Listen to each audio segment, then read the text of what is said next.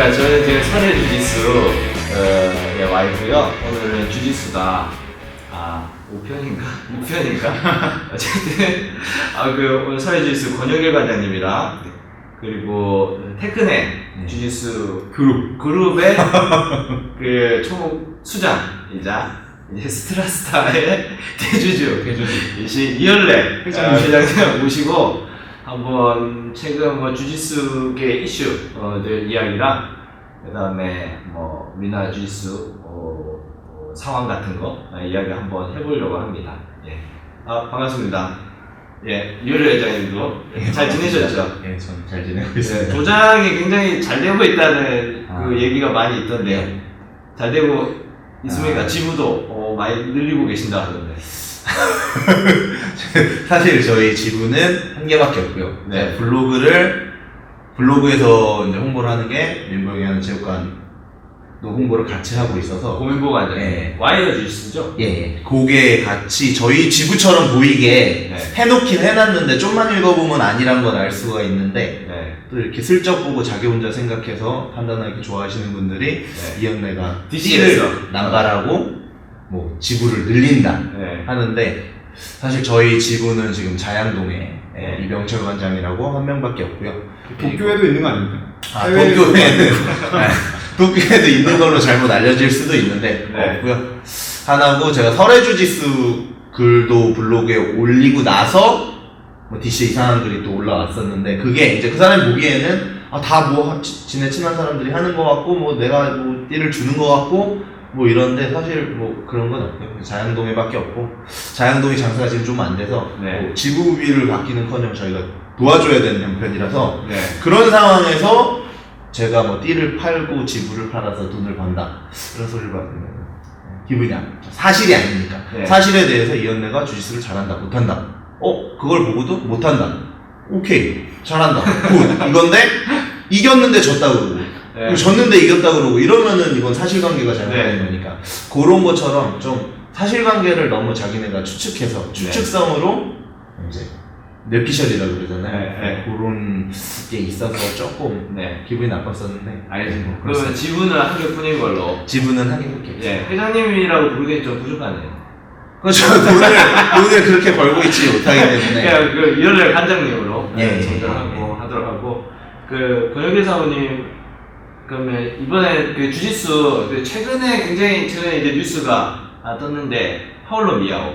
네, 오늘 방송 촬영한 오늘 이제 뉴스가 나왔죠. 그래서 얼마 전에 오피셜은 아닌데 그럴 것 같다라는 이제 뉴스로 한번 나왔었는데 오늘 이제 본인이 미안하다 이런 식으로 이제 인스타에 글을 올려서 이제 사실도 밝혀졌죠. 사실 굉장히 충격 아닙니까? 미아오 형제 하면 이제 거의 테크닉의 정점, 약간 좀 이런 느낌이잖아요. 테크닉의 정점이고 어떤 하드워크의 화신 같은 그런 느낌인데. 그런데 결국 약물이었나? 그렇죠. 그런 식으로 이제 밝혀졌기 때문에 뭐 지금도 충격이고 앞으로도 어떤 좀 충격을 불러일으킬 것 같습니다. 근데 뭐 사실 이때까지 걸린 선수들이 그렇게 뭐 많지는 않지만 이게 사실 검사 자체가 그렇게 많이 하는 게 아니기 때문에. 그렇죠. 지금 검사 자체가 도입된 지도 몇 년이 안 됐고요. 그리고 검사를 하는 대상도 이제 뭐 블랙벨트, 어덜트 거의 우승자들에 한해서 검사를 하는 걸로 알려져 있는데 심지어 그 선수들 중에서 더 적발된 선수가 있는데 발표를 안 한다라는 약간 그런 루머도 있거든요. 근데 이제 그 얘기도 어느 정도는 이제 신빙성이 있는 얘기라고 들려서 지금 그냥 이 판이 전반적으로 좀 그런 거 아니냐 약간 그런 회의적인 시각도 있는데 그거에 대해서는 이제 뭐 딱히 시원하게 아니다라고 말하기도 어려운 상황이고 이때까지 걸린 선수가 이제 브라울리오 에스티마가 약물 검사 도입하고 처음으로 걸린 선수고요.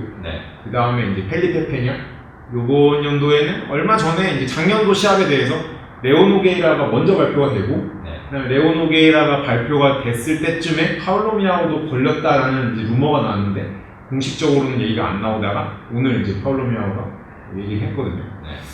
근데 이제 그 수순에 대해서 이제 정황상 보면 IBJF가 이제 그레시바를 기반으로 한 단체다 보니까 네. 첫 해랑 뭐 두 번째 그레시바 선수들이 호명된 거예요. 이제 그게 우연이 아니고 더 많은 선수가 걸렸는데 네. 이제 다 걸렸다고 얘기를 하면 좀 이 종목 자체에 큰 그게 되니까 네. 이제 선발적으로 걸린 사람을 이제 하는 과정에서 같은 팀에서 감사주를 줄 수 있는 선수들 위주로 이제 발표를 했다.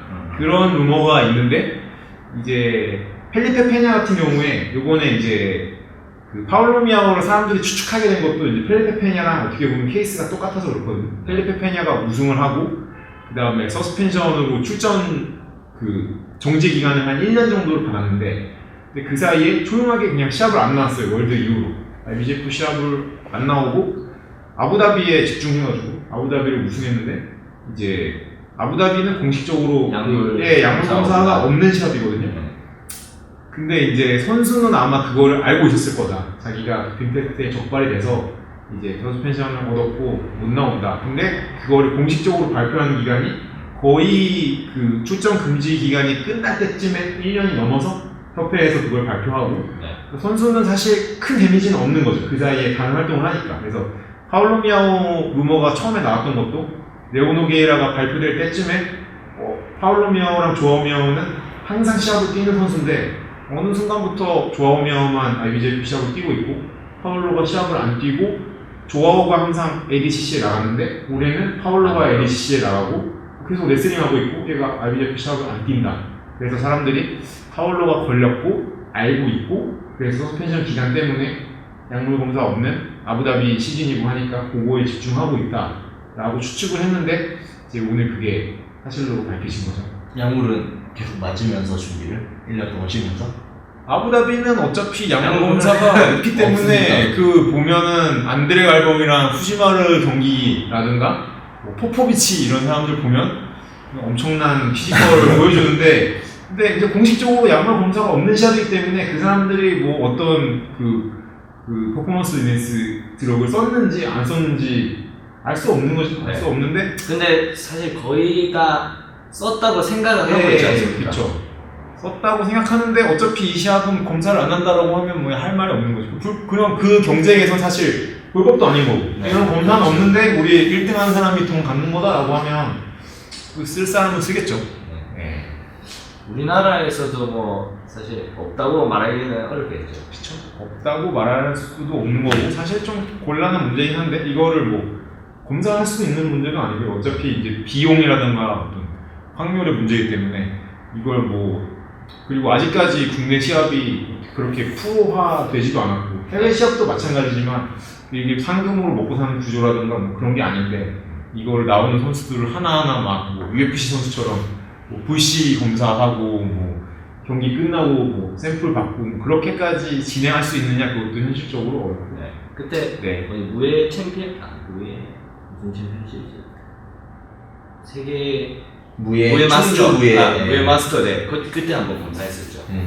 김종목 관장님이 뭐 검사 수경 검사했다고 블로그에 올리고 그거 그랬었는데. 지금 그 아시안 게임 진행하는 거 지금 주짓수 쪽에서도 계속 하고 있지 않습니까? 네. 이제 뭐 아시안 게임 종목이 돼서 국가대표 선발한다던가 하면은 이제 그거는 이제 뭐 올림픽이나 아시안 게임 기준에 준하는 어떤 네. 도핑 테스트나 관리가 들어가겠죠.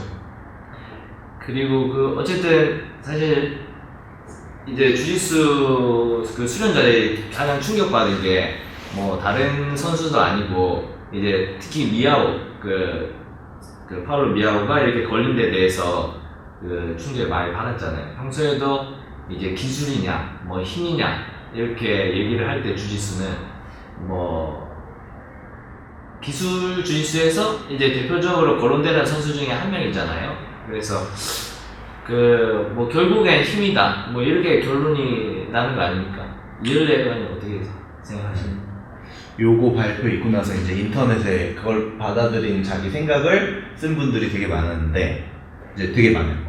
뭐 어디 분야에선 당연한 건데 이 분야에서는 좀 쓰지 않으면 안 되는 거 아니냐 뭐 이런 사람도 있고 그냥 힘이냐 기술이냐 의미 없다 다 해야 된다 이런 게 있고 뭐 다 있는데 제 생각은 일단 그 약을 만든다고 약도 종류가 다양하대요. 그래서 힘을 키워줄 수도 있는데 힘은 당연히 늘겠지만 훈련할 수 있는 시간 자체를 늘려주는 거. 저희도 요즘에 뭐 되게 많이 우리 운동도 하면서 수업을 진행하고 하니까 되게 지침을 느끼거든요, 육체적으로. 그런 거를 이렇게 또 해줄 수 있는 거. 그 얘네들은 뭐 수련을 계속해서 하기로 유명하니까 그런 거를 받쳐줄 수 있는 게 있고, 그러니까 단순히 이게 힘을 세게 하기 위해서 스테로이드를 맞았다라고 하기에도 좀 그렇고, 물론 힘은 늘겠죠. 수련을 더 많이 하고 웨이트나 피지컬 훈련을 많이 하고 좀 그런 부분의 관점으로도 봐야 될 것 같고, 그리고 저는 좀 다르게 생각하는 게 미야오가 맞았단 말이에요. 네. 그러면 역시 힘이구나가 아니라 이거를 역시 기술인가로 볼 수 있는 시각도 있지 않는가. 이렇게. 왜 그렇게 볼 수 있습니까? 왜냐면은 당연히 힘이 늘면 좋겠죠. 당연히 힘이 늘면 할 수 있는 게 늘어나잖아요. 근데 힘은 정상적인 범주에서 늘릴 수 있는 게 한계가 있는 거잖아요. 그 힘의 한계에 부딪혀서 힘을 늘리기 위해 스테로이드를 맞은 거잖아요. 그거는 내가 수련을 더 한다고 힘이 느는 게 아니니까. 힘이 늘면 당연히 좋은데, 자동차도 출력이 늘면 빨라지는데, 출력이 늘고 속도가 빨라졌다고 드라이버의 드라이빙 기술이 느는 게 아니잖아요. 근데 당연히 차가 좋으면 좋은 거잖아요. 그런 것처럼 어떻게 보면 힘으로 일반적인 방법으로 힘으로 갈 수 있는 거에 한계를 보이는 맛봤고, 또 체력적으로나 이 훈련량의 한계랄까 그걸 봤기 때문에. 근데 기술은 당연히 걔가 기술 연습을 안 하는 게 아니니까 기술을 쓰고, 기술을 쓰는 거는 당연히 타이밍이라는 게 있는데, 좋은 타이밍에 들어가려면 좋은 신체 능력을 가지고 있어야 된단 말이에요. 그런 차원에서, 그 복수적인 차원에서 기술은 내가 연습을 계속 할 수 있고, 몸만 좀 받쳐주면 할 수 있는데 몸이 안 받쳐주고 이러니까, 힘은 또 센 애들이랑 만나면 없잖아. 부대끼고 하니까 힘을 키우는데 또 몸이 안 받쳐주는 거야. 그러니까 이제 주사를 맞고 힘을 키우는데, 결국적으로 이게 믹스처기 때문에, 힘하고 기술의 믹스처기 때문에 둘 다 중요한데, 어떻게 보면 주사를 맞은 게 힘을 키우기 위해서 맞은 거라고 생각할 수도 있는데, 어떻게 보면 정상적인 방법으로 힘을 늘릴 수 있는 데는 한계가 있기 때문에 주사를 맞은 거고, 주짓수는 주사를 맞아서 주짓수가 늘지가 않잖아요. 계속 하는 것밖에 없고, 그러니까 기술이란 게 영 힘하고 또 배제할 수도 없고, 그렇다고 이렇게 할 수도 없긴 한데, 그게 이제 좀 아사무사한데, 너무 이걸 가지고 미야오도 맞았으니까 나는 기술 연습을 하기보다 역시 웨이트를 해야 돼, 이런 식으로 일반 수련자들이 받아들이는 거는 안 좋은 것 같나. 어쨌든 뭐 기술 연습할 수 있는 그런 시간, 체력, 회복력을 그렇죠. 해주는 거니까, 사실 약물로 기술을 늘릴 수 있는 뭐 그런 거 아니겠습니까? 그럴 수도 있는 거예요. 그러니까 어쨌든 우리가 몸이라는 이 물리적인 거에 지배를 받으니까. 네.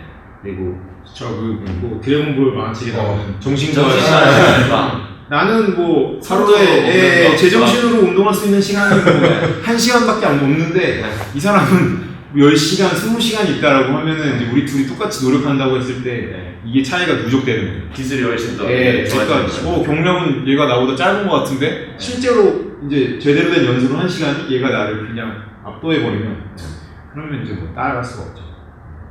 단지 그냥 힘이 세고 약하고를 떠나서 그런 어떤 훈련량이나 질을 커버할 수 있는. 근데 그 약물이 근데 지금까지는 뭐가 걸렸는지도 정확하게 얘기가 안 나왔고, 그래서 이제 얘가 뭐 스테로이드를 한 건지, 뭐 브라울리오 에스티마가 뭐 변명한 것처럼 친구의 음료수를 잘못 마신 건지, 에스티마 친구의 음료수를 미야오가 누구지?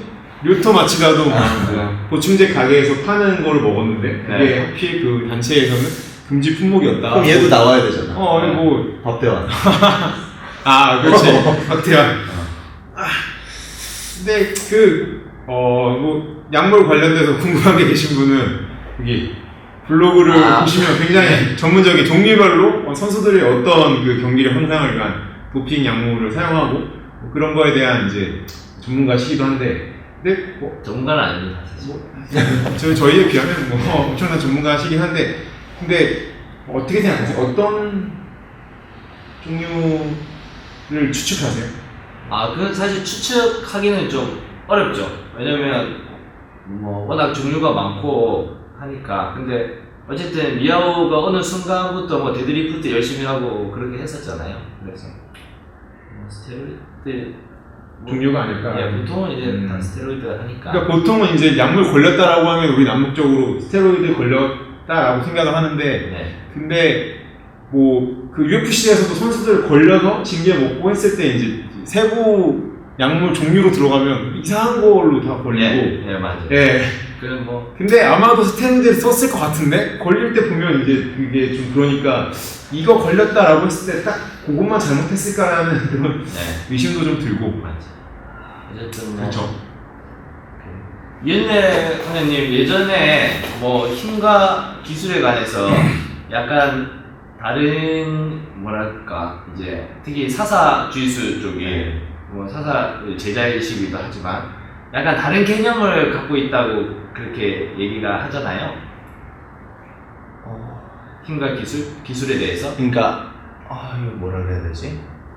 좀 어려운 것 같아요. 이게. 그게 어떻게 브라질하고는 어떻게 다른 겁니까? 그러니까 개인적으로 이제 제가 주짓수에 대한 생각이 원래도 기술을 좀 중요하게 생각하고 있었는데 선생을 만나면서 네. 이렇게 또 팀도 옮기게 되면서 이제 정식으로 간 거는 저번 일본 갔을 때 옮긴 거고 한 2년을 이제 추종을 하면서 네. 생각을 되게 많이 했어요. 도대체 뭘까? 기술이란 뭘까? 힘이란 뭘까?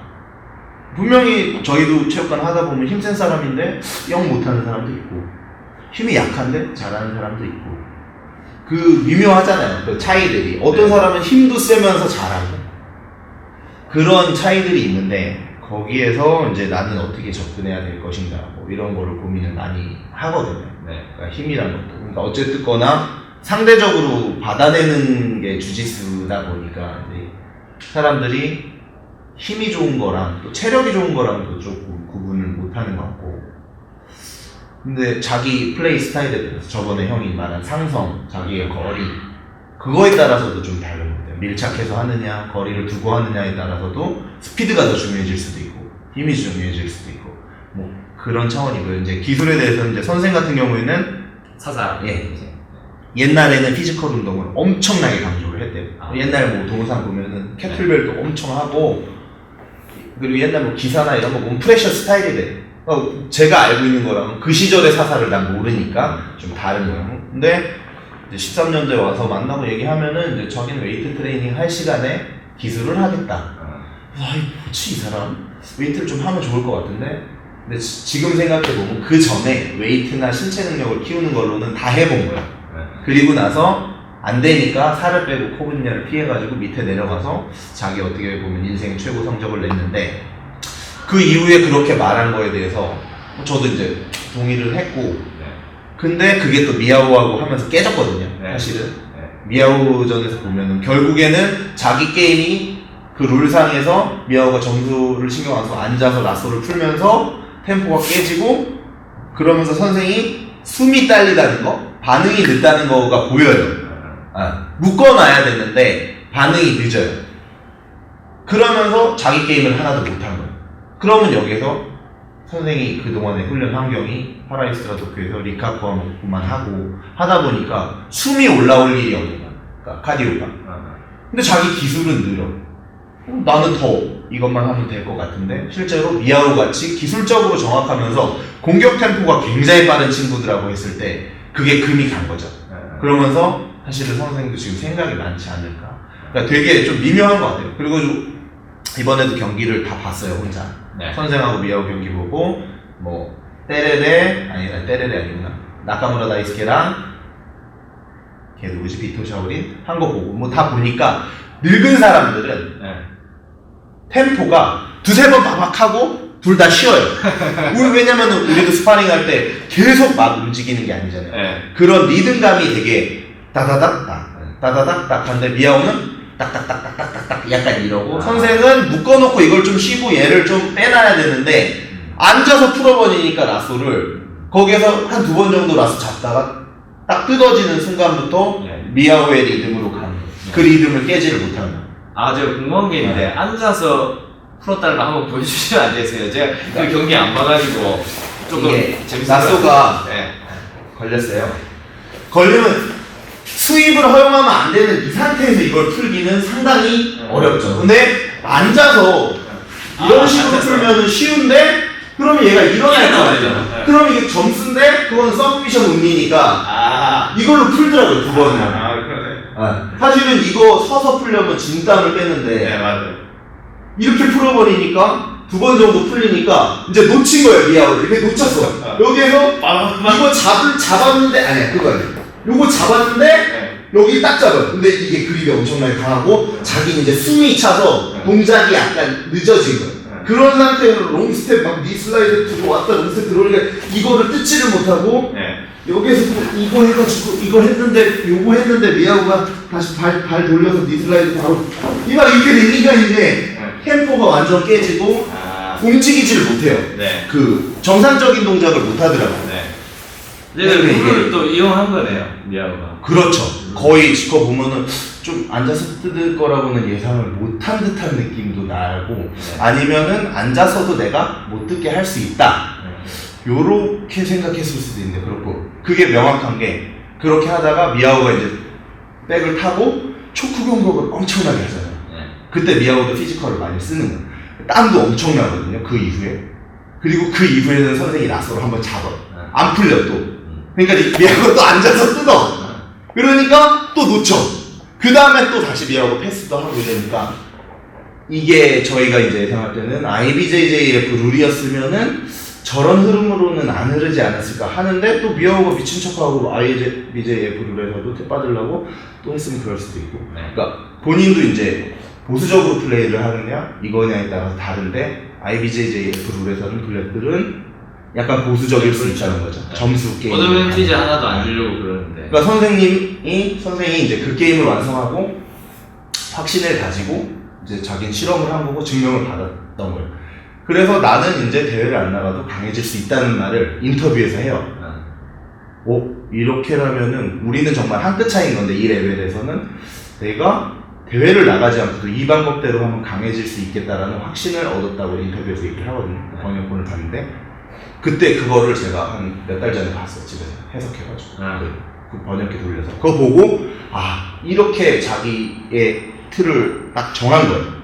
근데 깨졌다. 다른 룰하고 다른 템포의 리듬에서 그리고 자기 게임이 깨지면서 무너져 내린 것 같아요. 그러면서 저도 반성을 많이 했어요. 아니 같은 그 주짓수인데도 그렇게 약간만 룰이 바뀌어도 게임 자체가 좀 완전히 달라질 수 있는 게 좀 재밌네. 그리고 이제 형준이 서코치 형준이 서영준 선수. 성준이가 이제 얘기를 한 게 되게 공감을 했던 게 저희들은 보통 웨이트를 얘기하면 힘을 키우려고 웨이트를 한다고 생각하잖아요. 근데 형제가 말한 게 술자리 얘기한 게 웨이트를 해야 늙어서도 신체 상태를 이렇게 유지할 수 있기 때문에 그게 실력이 꾸준히 유지되는 거지 늙어서 운동 안 하면 바로 이거 된다고.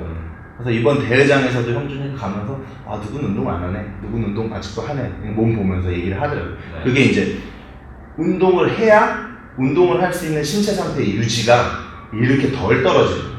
형준이 계속 동양 애들은 중간에 운동 쉬면은 이게 확 떨어져서 확 죽는다고 실력이.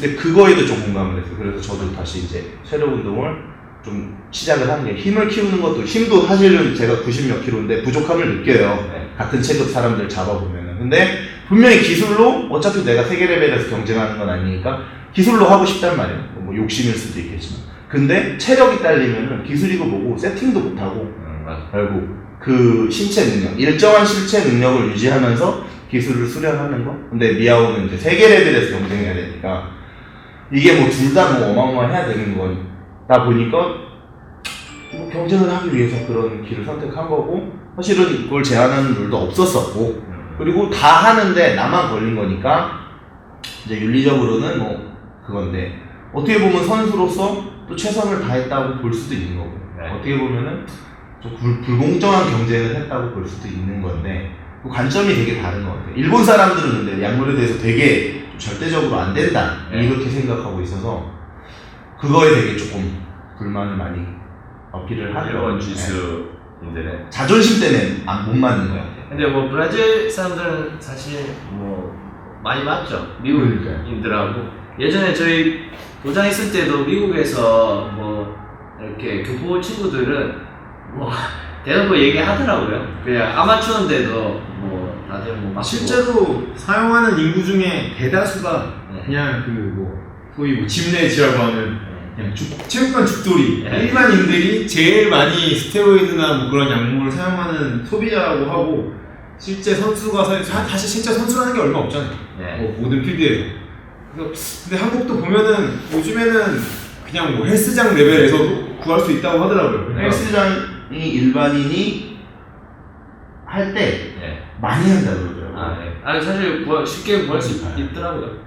보니까. 그리고 뭐 얘기로는 뭐 이거 옛날에 몸짱 연예인들도 단기간에 저렇게 한 거는 그런 도움이 있었을 거다라고 또 얘기를 하더라고요. 웨이트 하는 애들은.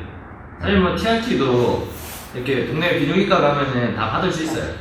다 받을 수 있고 그냥 좀 몸이 피곤하다 이렇게 계속 피검사 받아서 남성 호르몬 수치가 그 평균 이하로만 나오면 그냥 해주는 거잖아요. 그거 평균 이하 안 나와도 안 나와도 해주나요? 해줍니다. 평균 이하 나오면은 보험으로 해주고 만약에 평균 이하 안 나와도 내가 너무 흉하 많이 하는 거 아니야? 이렇게 하는데 보험 안 하고 그냥 하면 돼. 이 방송 이후로 약간 대한민국 주짓수가 약물 전쟁으로 어쨌든 비뇨기과 매출 올라가면서 하면 다 할 수. 시합장에서 아내를 위해 먹었다. 주짓수를 위해 먹은 건 아니다. 아내를 위해 먹었는데 이게 주짓수에도 효과가 있었다. 뭐 어쨌든 거기까지 하고 양들의 전투력이. 또 무슨 얘기 했는데. 기술에 대해서 뭐 아까 얘기하다가 좀 얘기가 나왔는데 네. 그러니까 다른 사람들이 말하는 기술이랑 네. 이 선생님이 말하는 기술이랑 뭔가 좀 다르다. 약간 이ህ을래 관장님이 예전 블로그 열심히 하실 때 이 다르다 얘기 많이 하셨잖아요. 네. 근데 사실 기술이란 게 사람 뭐 팔다리 네. 2개씩이고 몸이 크게 차이가 없는데 브라질이나 뭐 일본인가 그 차이가 없는데 블로그에 나왔던 소개말이 많은 사람을 혹하게 했던 것 같아. 나를 통해서도 간접적으로 네. 너가 이럴래랑 친하니까 네. 그거 아냐? 그게 뭐가 특별한 게 있냐? 그 소위 그 와자라는 게 네. 뭐냐? 어떤 차이가 네. 있는 겁니까? 남들이 잡는 거랑 뭐 네. 사사가 잡는 거랑 뭐 라스가 뭐가 다르냐? 그런 거. 자, 요거는 네. 되게 중요한 게 뭐냐면은 요즘에 제가 네. 더 그때 쓴 글을 지금 보면 약간 웃겨요. 관점도 많이 바뀌었지만 체력이나 이런 거에 대한 관점도 변했지만 그러니까 힉슨이 말하는 인비지블 주짓수 커넥션 이런 게 사실 진짜 중요하단 말이에요. 그러니까 맨날 그 무술하는 사람들 보면 이거 이렇게 대고 뭐 요거 해가지고 넘어뜨리고 사실은 요거를 어떻게 하느냐는 거거든요. 그러니까 이거요. 형하고 저거 대고 있는데 내가 밀었어요. 근데 형이 살짝 밀어. 아니 살짝만. 요러면 커넥션이 생긴 거야. 근데 둘 다 안 밀고 대고만 있어. 커넥션이 없는 거야. 이 상태에서 나는 이 사람 힘을 이용할 수가 없잖아요. 근데 이게 붙어 있으면은 이용할 수 있는 순간이 되는 거고. 제가 사실 이거를 그 헨리 에킨스 수업을 보고 초보들한테 설명할 때 많이 해요. 너가 헨리 에이킨스가 누굽니까?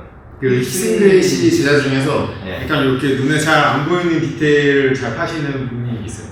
그런 소리 때문에 그러니까 이게 그 인비저블 주짓수 아까 얘기했는데 그것도 뭔가요? 그게 이제 모르는 게 너무 많이 나오네. 기술이라는 거죠. 기술인데 네. 이제 다들 하실 거예요. 네. 뭐 우리나라 블랙벨트 관장님들은 다 하시는데 네. 이게 내가 뭔지 설명을 못하는 거죠. 어떻게 보면 타이밍이라고 몸뚱그려서 말할 수도 있는 거고 네. 그렇잖아요. 주짓수라는 게 상황의 운동이고 타이밍의 운동이고 그런 게 되게 많은 거이기 때문에 그러니까 다 해요. 이게 선생만 하는 게 아니라 다 하는데 어떤 부분에서 얼만큼까지 추구하느냐가 이제 기술에 대해서 얼만큼 추구하냐 이 얘기고 거기에서 좀 차이가 난다 이렇게 얘기를 하는 거겠죠. 그러니까 이런 거 하나에도 그런 거를 신경을 쓰면서 하는 거랑 그냥 이런 거 잡을 때는 잡고 여기에서 세팅 들어갔으면 여기서 이렇게 해서 이렇게 한다. 그게 이제 우리가 아는 기술인데 사실은 거기까지 가기까지 과정에서 이 사람하고 주고받는 관계가 있고 붙어서도 있을 거고 붙어서도 기술을 하려고 그러면 분명히 밸런스를 잡잖아요. 거기서 어떻게 쫓아가냐 이런 차원의 거죠. 그 다음에 선생님이 말하는 게 프레셔나 이런 게